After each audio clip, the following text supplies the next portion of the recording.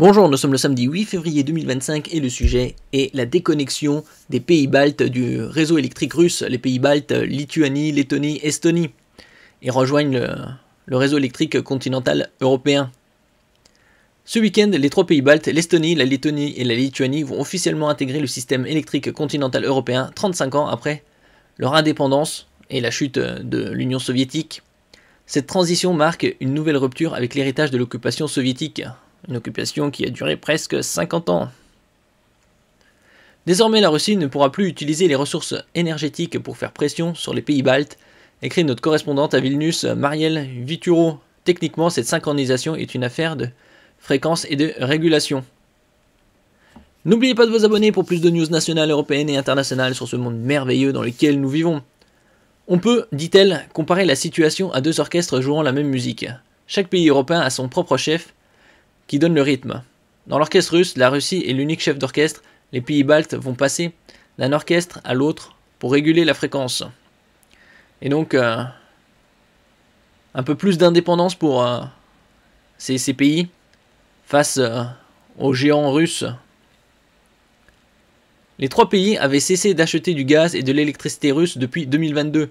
Et le conflit avec l'Ukraine, qui sera de déjà 3 ans, dans moins de 2 semaines environ, dans 2 semaines environ, ce sera déjà 3 ans de conflit direct entre la Russie et l'Ukraine. Mais le réseau électrique était resté connecté à la Russie et à la Biélorussie. La régulation de la fréquence étant toutefois toujours contrôlée depuis Moscou, dit l'AFP.